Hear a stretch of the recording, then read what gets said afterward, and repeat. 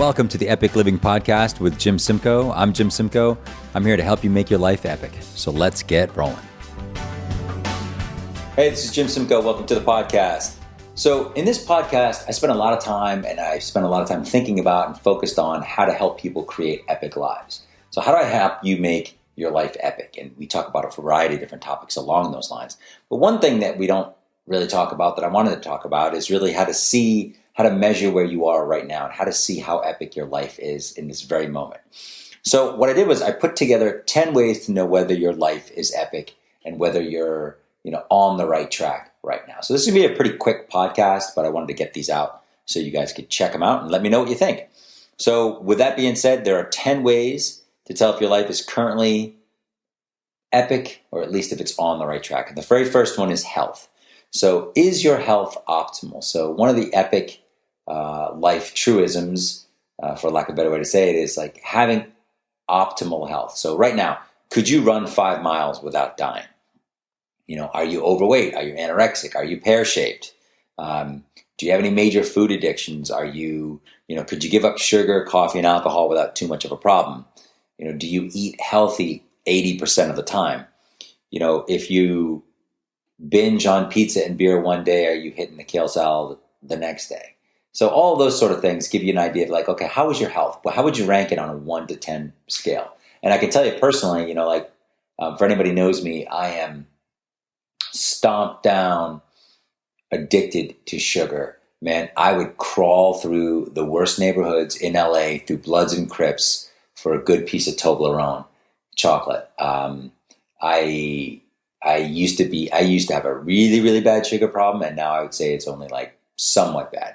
Although I haven't had sugar in a couple of months since I had pneumonia, so I had to get off sugar and caffeine and everything else. I just will always be addicted to sugar. I love it, love it, love it, love it, love it. To me, life doesn't get better than sitting on the couch watching the New England Patriots win a Super Bowl and eating a big bag of M&Ms. And I know that sounds really funny to say since I'm trying to help people live epic lives, but hey, I'm human. I don't mind being vulnerable with you guys because nobody can see me right now in my office as I'm recording, so I don't mind telling you the honest truth. So, but anyway, the health is really probably the number one thing in terms of an optimal and an epic life. How is your health? So you should rank that on a 1 to 10 basis. Number 2, the second thing that a lot of people think about is money. So if your life is epic, your money situation is good. You may not be a millionaire, but you have enough money to support your life. You put cash away into investments and savings. You may not own a villa in Monte Carlo, but you wouldn't sweat buying a Vespa if you wanted to get a scooter. You have enough money to live. You have enough money to go on vacation. You're saving retirement. You're saving for retirement. You're saving for your kids' education as well. So money being good is a big piece of an epic life.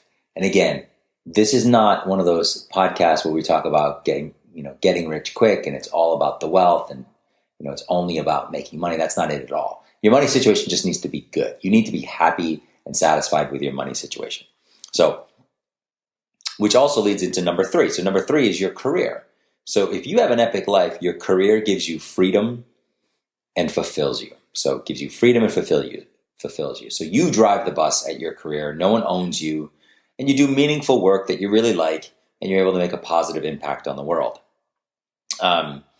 You also love who you work with, and while work probably is challenging for you, you have frequent successes. So the easiest way to judge this, and this is the way I judge this, is that to really get an understanding of how you feel about your career is how do you feel Monday morning? So Monday morning, are you psyched to go to work, or do you dread it?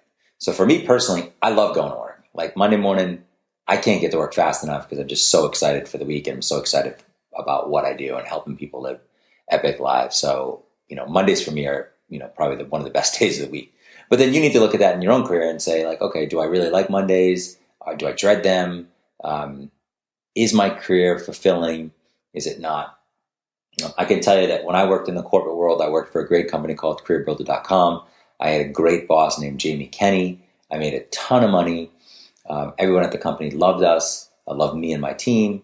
And I ended up walking away from all of it because I just wasn't fulfilled in it. And I left the world of expensive corporate expense accounts and, really nice dinners every other night, taking clients out, to go home and eat mac and cheese for a couple of years while I put the business together. But I got to say, my career is much more fulfilling now than it was then.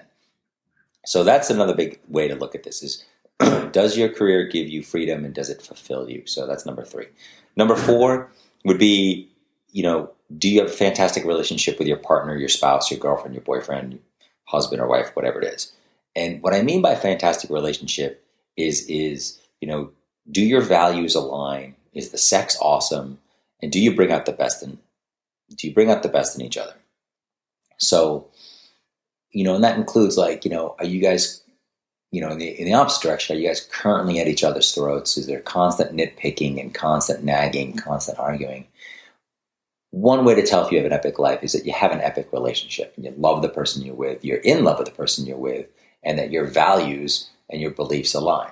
You may not have a ton of things in common, like me and my wife, for example. We don't have a lot in common. She doesn't like to surf. She doesn't like, she doesn't know anything about football, and she doesn't want to play basketball with me, and we probably don't listen to the same kind of music. But our values align. How we want to raise our kids, very much in line. And I'm very, after 13 years, I'm probably more in love with my wife and love her more now than I did when we first met. So that's something to think about. And also conversely, on a side tangent, some of the things that she likes to do are not huge things that I like to do, like hiking or doing yoga or what have you. I can appreciate those things, but she loves them. And so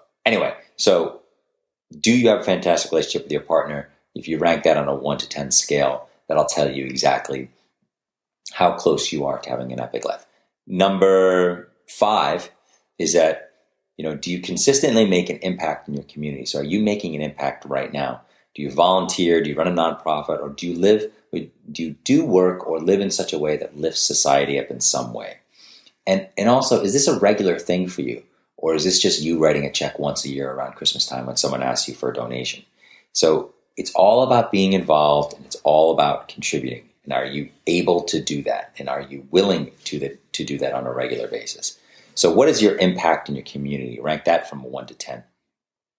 Number 6 is your happiness. So this is one of the biggest ways to tell if you have an epic life is, look, are you happy most of the time? Are you happy 90% of the time? Obviously, things happen. Stuff goes wrong all the time. Look, people are late. People send you long emails. Somebody steals your parking lot or steals your parking space. They mess up your takeout at your favorite restaurant. Things happen to everybody. But are you generally happy? Are you generally a positive, happy person? Do you look forward to most of your days, or do you dread them? And this is a tough one for a lot of people to really put a number on, but I would really challenge you to put a number on this and see how generally happy you are on a regular basis. Okay, number 7, your value system. So are your values rock solid and untouchable? Do you know what you believe in no matter what societal pressure there is around you to dissuade you from your beliefs? So how strong are your values? What do you really believe in? What are your core beliefs and your core values that just no one's ever going to sway? So I'll give you an example. Like for me personally, I stopped eating meat in 1999, as a personal choice, just an ethical choice for myself. And I don't begrudge anyone else who eats meat. I don't care what other people do. I care about, and I'm in competition with my own life, not with anybody else. But when I gave up meat for some ethical reasons that came to light during that time, I didn't want to support factory farming anymore. I haven't had meat since. It's intrinsic and it's ingrained in my value system. That's just not something that is just something that I just don't do anymore. I just don't have meat anymore. So anyway, that's an example of a value system and a value belief that is, locked in with me and just never going to change. That's been 1999, 2015. So what is that? 16 years that I haven't had meat. And I don't see that one ever going away. So knowing what your values are and making sure that they're rock solid and they're untouchable no matter what is a key part of seeing where you are on the continuum of having an epic life. Number 8, being busy. versus being active. So are you busy or are you active? So busy means you're doing too many things that are really not important or not enjoyable in your day, every day. And when you have an epic life, you're more active. Your days are more filled with meaning and fun. You're active, you're not busy. So, what I hate is like you go to a party and someone says, "How you doing?" And they say, "Oh, I'm good, I'm pretty busy." Like, well, I think that that's a horrible answer. I think that, being busy is one of the worst things you can be. I think if you're active, it means you're doing something that you enjoy. Busy just means that you're running around doing whatever needs to be done and, maybe doing a lot of things that you don't find fun. So, and I know that might be a semantic issue for some people, but I really do believe that being busy will be the death of all of us. Being active is a whole different thing. Being active has a much more positive connotation. So think about your life. Are you busy or are you active? And rank that on a scale from 1 to 10. Number 9, this is about friendship. So do you have 3 solid friends that would do absolutely anything for you, no matter what? And I've talked about this before. And my example is always, if you're in a Mexican jail and you needed 10 grand and a plane ticket, who would show up if you called them? And I know for me personally, I've got 3 very strong friends in Jim Egan, John Kopiak, and Brian Panero that probably would do anything for me no matter what I ask. And also my friend Scott Lang. And vice versa, I would do anything for them if they asked. I wouldn't question it.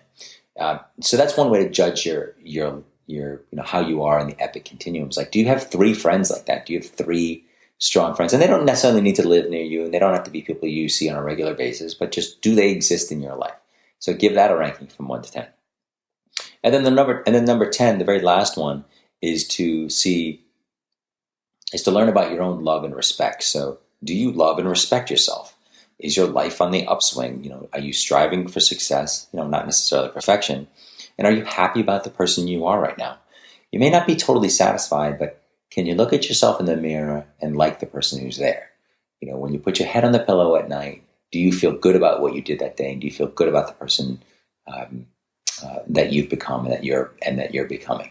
I think this is one of the hardest ones to judge because I think we're all so self-critical on how we are as human beings. And I think it's, the hardest people on us on any given day are really, the internal critic that lives within us because we're always comparing ourselves to other people, right? So when you see, someone walking down the street, they're dressed nice and they just look like they have the world, by the feet.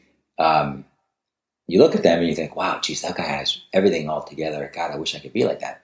The challenge there is that we're comparing that person's highlight reel, which is basically what they're showing out in the public arena, with our pre-game tape and what happens to us behind the scenes. So like you're really only seeing, their best foot forward. You're not seeing them when they're crying or when they're unsure about something or afraid about something or stressing out at night, whatever. So that drives our internal critic to make us think like, we're not as good as them.